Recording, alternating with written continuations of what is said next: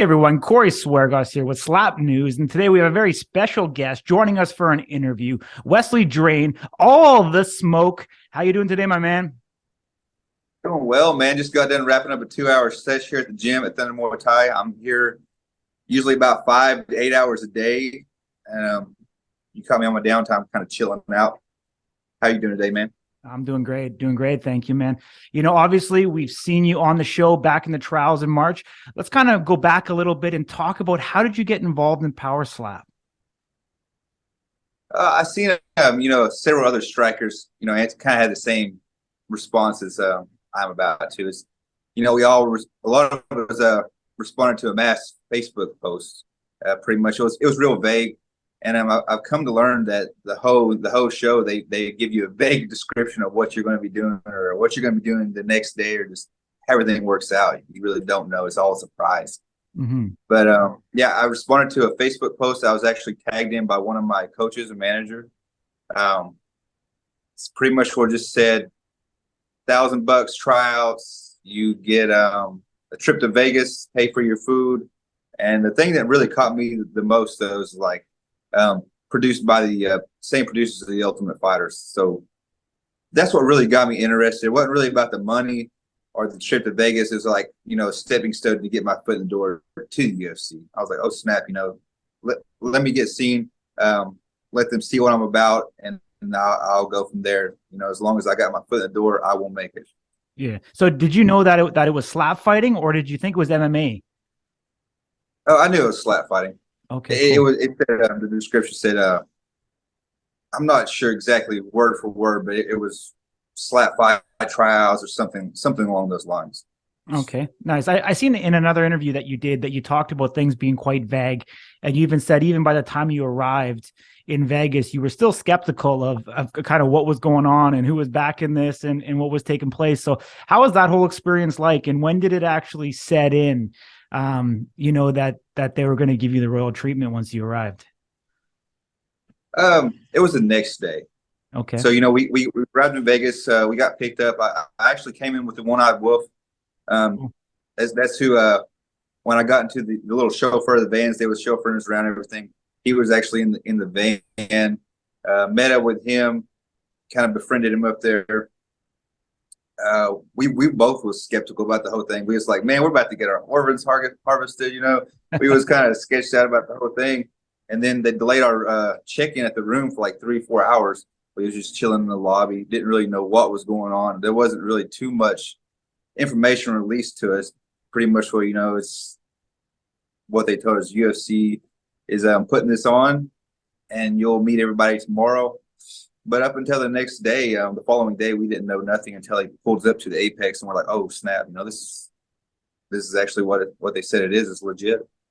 Cool. I mean, man, you got some mad cauliflower year. I give you a lot of respect for that. Obviously, there's years of training and honor, blood, sweat, and tears that goes into getting that. Let's talk a little bit about your background and what you kind of did before, getting onto the actual show itself. I started MMA training about 5 years ago here in my hometown of Tulsa, Oklahoma. I just walked into a little gym and said, hey, I want to train. And then had a few fights here and there. Wound up kind of going soul searching about 2 years ago.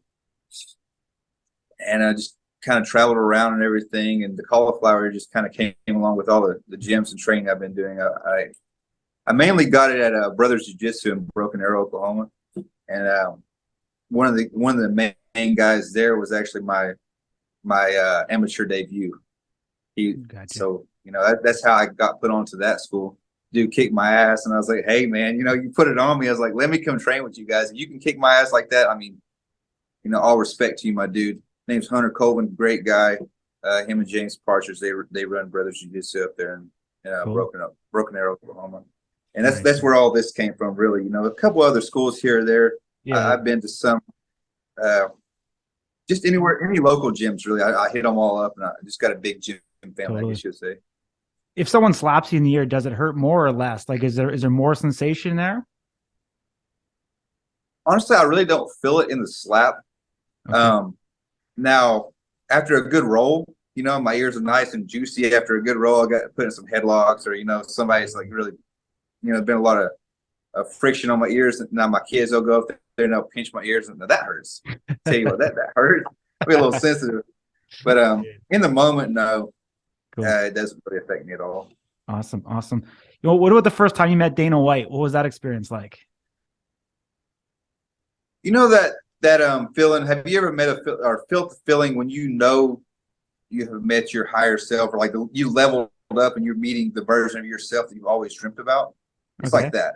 It's like it wasn't really me being like starstruck by Dana White. It's me being starstruck by the person I had become. And a lot of people, there's a lot of criticism on the whole slap thing, but it's like, and there's a lot of MMA community or combat sports community, they're kind of criticizing this, but I'm like, man, I guarantee you, I would say 80% of these people talking all this shit have never been the places I've stepped into and done and doing the things I'm doing now. So it was real like a realization of what I have accomplished so far and what I'm going to accomplish. Awesome, man. Awesome. So your first fight that aired on TBS was against Jon Kennedy. Leading into that match, sizing him up, what did you think was going to go down, and how confident did you feel going into that match? Every match, I go in full confidence. I'm gonna knock your ass out. I'm there to knock you out. I'm an entertainer, and that's what people love, especially in this sport. They want to see the knockouts. Everyone I'm going there to knock them out. Now, sizing him up, I didn't expect him to hit as hard as he did. And I would say Jon Kennedy, that's my dude. He was one of the hardest strikers I've faced so far, and I've had a few matches you'll see along the way. But he hit the hardest stuff I've faced so far, for sure. Crazy. You're actually not the first person to say that. A lot of people that I've interviewed have said that some of their first fights have been some of their hardest. So interesting to see that. I mean, you won the coin toss. You striked first on Jon. Looking back at it, you looked I'll use the word stiff. I'll say very rigid, very calculated. Was that just an interpretation of the rules and not wanting to foul? Talk us through what went through that first strike, because you seem like you were very, like I said, I'll use the word stiff. Yeah. Well, like we discussed earlier, I don't feel comfortable disclosing a lot, but there was an interview that they leaked out, this information saying, why I had a match prior to Kennedy. And so, in that one, I made some mistakes. And so the reason the first strike I delivered upon Kennedy was so stiff and just, I was scared. I was scared I was going to do something wrong. And I like to play by the rules. I don't want to be a dirty fighter. I wanted to knock him out with the cleanest shot possible and have nobody saying, "Oh, this dude stepped, this dude fouled. This is why this knockout occurred." I wanted to be the cleanest knockout, and most spectacular showing I could provide, I guess you could say, without Awesome. No negative comments. For sure. Yeah. So he takes it good, obviously, and then it's his opportunity to return. What was going through your mind at that point, getting ready to take his first strike? Let's fucking go. Quit the windup. Hit me. Nice. That's awesome. So obviously you ate it. And I think Notorious, one of the more memorable scenes from the first episode, obviously your cheeks started to swell up almost instantly. Yeah. And I know there was some talk of Dana saying that there was a hematoma in your cheek. Was that true? Yeah. It was pretty massive. Honestly, it was before. It was the match the day before is where that occurred. It was actually the mouthpiece had cut in the inside of my mouth. Gotcha. Kind of caused some swell, little hematoma. And then Kennedy, I went in there knowing that it's probably going to swell up pretty good once I take that first strike. So honestly, I was really truly hoping to get him out first strike that I delivered. Yeah. I didn't want to eat it because I knew how bad it was going to get. Yeah. And then once he hit me, I felt it. I was like, man, I got to put this dude out. It's like either this dude is going out this next strike or my face is going to explode. Yeah. Were you surprised that they actually didn't stop the match and that they actually let you continue to strike? You know, I never thought about it until now, but yeah, now that you mentioned that, I really am surprised seeing the stoppages, you know, in other matches. I'm just grateful they didn't, because they would have never got the show they got to put on, you know, or that I got to put on for everybody. Absolutely, absolutely. So that next strike you got back on Jon, obviously put him on his back. You know, did you think you connected well? And I know, like, after he was down for a little bit, you just let all your emotions out in a big scream. So talk us through that. That was a scream of fucking relief, my dude. Because like I told you before, it's like my face. I knew my face there was going to be blood, or you know, it was going to look pretty gruesome, man. It was going to be a brutal slap. So like the moment, like he's laid there, I was thinking, fuck. I hope this dude don't get up. Like, honestly, I was a little terrified. I'm not going to lie. I was like, damn. Like, if he gets up, I'm going to be hurting pretty bad. It's going to be bad for me. And then the reason I yelled like that, because, like, I really didn't believe, you know, they was going to call it. I felt like that he was going to get up. He's a tough dude. I felt like he was going to get up and knock the shit out of me again. I was like, damn, I don't want that, man. Yeah. But the ref called it, and like that's when all the emotion came through. I was like, man, I actually won. Like, you know, like I put on a showing. I just knew I was a rock star at that moment. That's why I was like, fuck yeah. You know, they didn't show some stuff, but I yelled at Dana, and I was like, man, like, here to put on a show. Let's make some more money, Dana. I said, Ultimate Fighter, Contender Series, like whatever you want. I said, I'm an entertainer. Let's make some money. Cool, which man. I wish they would have showed it a lot cooler. Love it, man. Love it. You know what? I think Dana White's all about that. You know, the marketing, the true juggernaut of a marketer that the UFC is.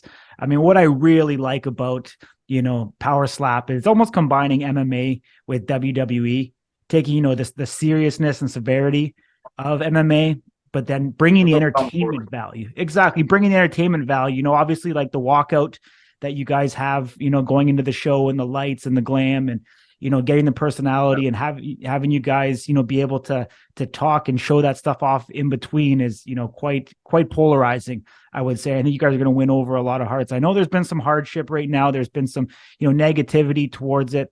But, you know, obviously MMA would have been the same boat when UFC was launched years ago. So, you know, things are going to evolve here. Things are going to kind of keep moving. We're just like a side question real quick. Did the last Las Vegas Athletic Commission put you under suspension at all after that fight? Nope. No injuries, suspension, nothing. They come, keep on coming, my dude. Awesome. I mean, there's probably going to be some lashback for that, honestly. People, they are sure trying to rip the Vegas Commission pretty good here lately. Yeah, for sure. But 10 months go by. I'm sure it was incredibly hard not to tell your friends and family what happened, especially going back looking like that. I'm sure they probably had some questions for you. But you go directly into. I was allowed to say what I was doing, but not, you know, it was like, you know, I went to do a slap competition, but yeah. I mean, other than that, the outcome was like, I was not allowed to tell that. It was a little hard. It was a little tough, but it wasn't too bad. Yeah. You probably knew, you're like, hey, my face doesn't look like I won, but I know I did. Yeah.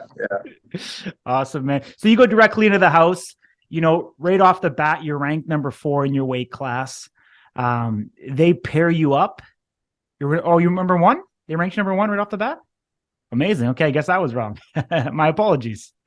Your first match that they posted up with, it was with Jesse Nutting. I know it's coming up. You can't talk about the outcome, but let's talk about what can people expect from that and what kind of do to Jesse in the house. All I gotta say is, damn it, Jesse, you little fucker. I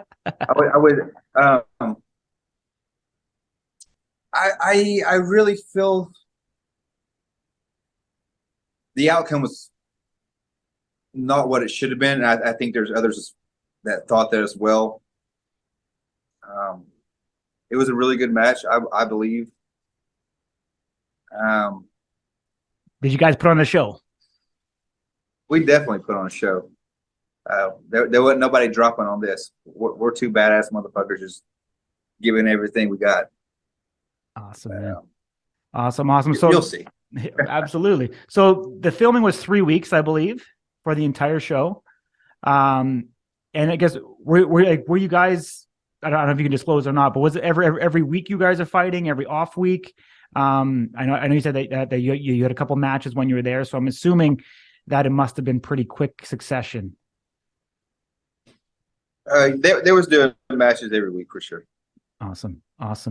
Overall, I'm sure there was a ton of shenanigans. They previewed that some guys were getting into the liquor pretty hard. The motherfuckers set us up. The whole production crew, they did a good job. They knew what they was doing for sure. I mean, I got drunk once.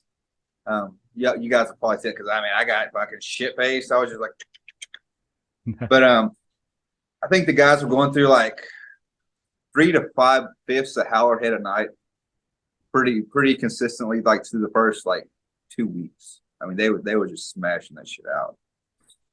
Wow. Along with every other alcohol things they could find in there. Wow. Yeah, I'm sure made for TV. I'm sure having all of it available, endless supply, probably definitely made for some good moments. Since that filming back in December, have you decided if you're going to make Slap your full-time thing? Obviously, you're still training Muay Thai. You're going to try to balance MMA and Slap. Kind of where are you at in your career? So right now, I'm just kind of going with it, like which event I have lined up and just going with it like that. So right now, we got Slap coming up again. Looking forward to possibly being able to go up there and put on a show. Who knows? I may be up there, I may not. But after that, I steady stay grinding in the gym, training for my next MMA bout. I'm looking at probably middle June. I'm looking at having 3 fights, and obviously Slap's probably going to pay better than the MMA at the moment. Yeah. But yeah, I'm looking at just having belts and all, man. I'm going to be a multi-sport champion. Boxing, kickboxing, MMA, Slap. I want belts and everything. So that's what I'm going for. Awesome, man. No, that's it's great to hear. Is it still too early to tell? Just judging by the uncertainty, obviously we know that there's a live event coming up in March. Have they talked about, with you how frequently these events are going to take place, or is there still just a lot of unknown in regards to how frequent the events are going to take place, and if you are able to, transition to Slap full time? Honestly, I think it's with the how big the talent pool is. Like if they have competitors, I wouldn't see why they wouldn't be putting on a show like every 2 or 3 months. But right now, pretty much all we have that I'm aware of is what you've seen, in the house. Pretty much. They got a few other guys on the back burner and stuff, but I think just having enough individuals to compete, they would probably do it every few months. But they haven't discussed anything or disclosed any information like how often we're going to be doing these. Gotcha. Obviously you had, Slap Fighting Championship, has a roster of athletes as well. And from what I've been able to uncover, they were, crucial in also setting up Power Slap. So I think you got some athletes there, and the more and more it comes out, obviously you've seen Anthony Bigfoot Silva, put a post up about potentially wanting to come over to Slap. I'm glad I'm not in his weight class, man. That fucking dude is scary. Oh, absolutely, man. Slap is scary as shit, honestly, man. Like, you got Vern, a 205er. Like, that dude better keep in his fucking lane, man. Totally. Well, he better not come down to my weight class, because I'll have to go down again. Static's calling him out on his IG, trying to get a fight with him. But I don't think, Bigfoot, fought at like 245 or something, or sorry, 265. So would have a long weight class to come down to 205. But, I think more and more people that get interested, more and more people that see it, the higher the caliber, the higher the quality, the more attention, the bigger paychecks, the more opportunities for you guys, the more frequent they can put on shows. So, any press is good press. I think the bad press that's going on right now might be part and parcel with the way that they've actually packaged and positioned it a little bit. A lot, from a lot of fighters that I've been talking to, the first time that they got up on that stage in that match was the first time that they ever actually swung at somebody. So the fouls and stuff like that could be, higher now than it will be in the future. And I see things getting a lot safer. from here, the more and more that guys get 100%. into it, the more they'll understand the rules and regulations, and will make the sport, much more, safe and cleaner to do. And I think the rules will also evolve. I think the refs, I think the catchers, I think everybody was so fresh in those first trials, first time running through it, that they didn't really know what they were looking at. So, the more experience they get, the safer it's going to become for everybody involved. The quick question for you though. So it looks like they actually changed two elements from the trials till the show. It looks like the actual table changed, went from a round table to more of an octagon, not as wide, or sorry, not as deep, face to face, but wider. Can you confirm that that's true?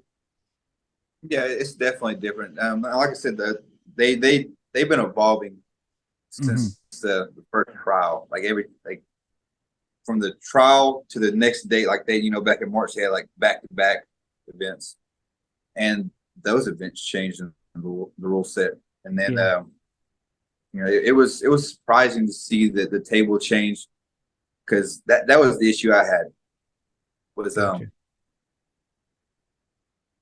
like the length of my arm was longer than one of my opponents. So it really just kind of put me off, because like the rule set in the beginning was we were supposed to be touching engaged with the table, no pivoting, arm straight out. That was really making it difficult for me, because my arm, when I was touching the table, was actually coming past the dude's ear where my palm was. So that was making it illegal strike right off the bat. Yeah. And this dude lined up perfectly. So in this one now, in the rule set since I've competed last, you're actually allowed to touch the face. You wasn't allowed to do that in March ones. There's been several different changes. Interesting. Yeah. It also looks like the box got wider as well. Is that true? Not sure on that one, probably. You're not sure? Okay. Oh, good, man. What can you disclose that's coming up for you? I know you talked a little bit about getting back in Slap in March if you can, trying to get back in MMA in June. Do you have any confirmed concrete things that the people at Slap News can watch out for you? I have not signed any paperwork yet, so all I can do is sit here and hope everything lines up correctly for me and get on that big. Because that's going to be a big card. From what I understand, it's going to be in front of a live audience, a big show. Hoping somewhere like the T-Mobile or MGM Grand or something like that, or whatever they got there in Vegas. Just something huge where I can just go up there and show up and show out, and hopefully get like a Fortnite skin or get some cool shit going on like that. Awesome, get a video game action figure. There's been talks some pretty cool shit. So honestly, that's one of the real reasons I signed up. Cool. Like, shit, if my kid can get up there and play me as a video game character, shit, mission accomplished. Yeah, life's good at that point. That's awesome, man. If people want to follow you, where can they do so? It'll be at Wesley.Drain on my IG, and other social media. I'll just add all the stuff onto my Instagram. You can figure it out from there. Awesome, man. Absolute pleasure. I thank you very much for joining me here today. I'm Corey Swargos with Slap News. Stay tuned for more fighter interviews, insight, and analysis. Appreciate you, man.